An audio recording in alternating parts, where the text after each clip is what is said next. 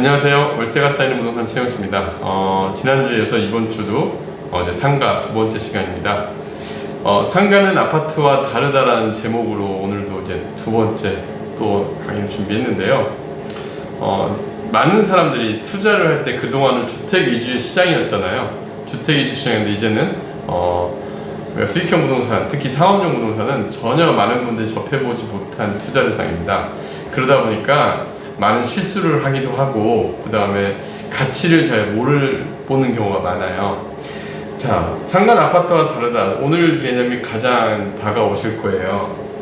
자, 보통 아파트는 강남구 대치동이나 구로나 여기 있는 것처럼 지방이나 그 지역 강남구 대치동이면 대치동에 있는 아파트들의 가격은 사실 그렇게 크게 차이가 안 나요. 바로 옆 단지면은 같은 약간 차이는 있겠지만 세대수나 교육 여건이나 이런 거에 따라서 약간씩 차이는 있겠지만 그 지역의 가격이 그래도 어느 정도 통일성을 보이긴 하죠.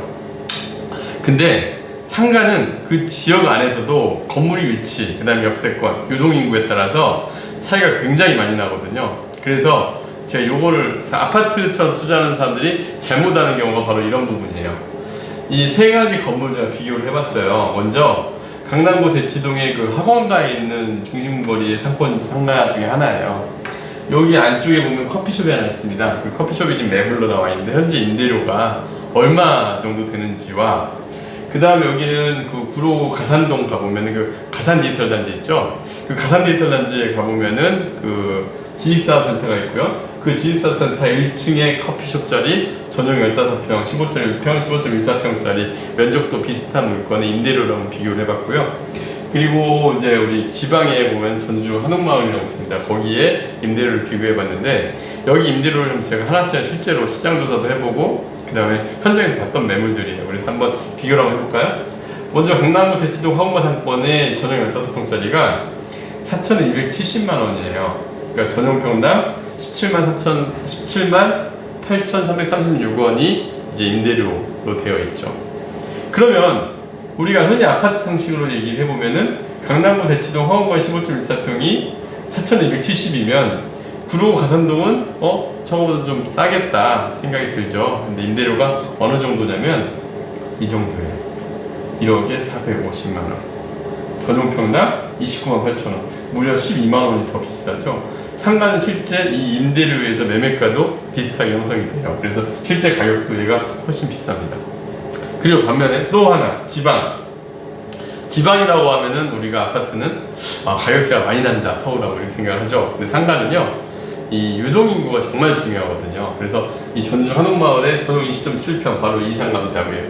그 한옥마을의 먹자골목의 태조로 그쪽에 있는 상가인데 여기 같은 경우는 무려 임대료가 3억 5천에 1,500이에요. 실제 이 건물 같은 경우는 저는 27평이지만 매매가도 이 정도 시세에 나오니까 거의 한 30억 가까이 되는 시세로도 거래가 되기도 하고 그렇습니다. 자, 이런 내용들을 보면 결국 상가 아파트 투자 방식 다르다. 제가 뭘 얘기하는지 아시겠어요? 뭐냐면은 강남이라 해서 무조건 비싼 게 아니고요. 가산동이라서 무조건 싼 게 아니고 지방이라서 정말 싼 게 아닙니다.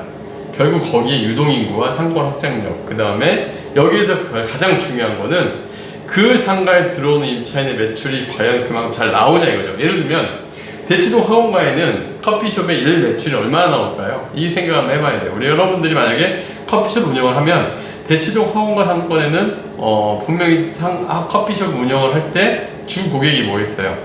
자녀들을 학교에 보내고 그 다음에 한 번 오면은 한 2-3시간씩 앉아있는 주부들이나 이런 사람들이 대상이 되겠죠.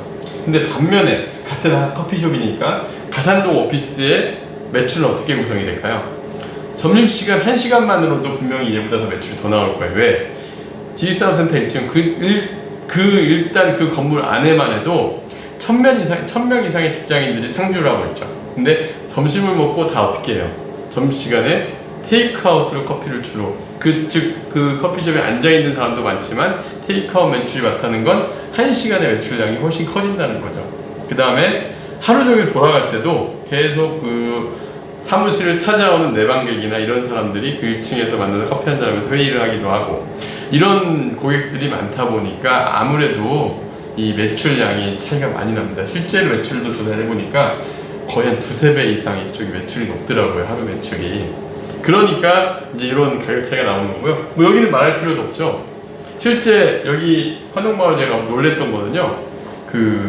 실제 제가 거기에 닭꼬치집이 하나 있어요. 그러면은 24시간 계속 회전이 돼요. 그러니까 손님들 줄을 서서 계속 사 먹는 그런 구조의 음식점들이 있다 보니까 5평짜리 월세가 뭐 700만 원, 800만 원, 뭐 심지어는 뭐 이런 식으로도 임대가 나가는 거예요. 왜? 거기서 매출이 더 나오니까요. 그러니까 이제 저희가 봤을 때 상가는 아파트와 다르다라고 생각을 해야 되는 건 이런 점입니다.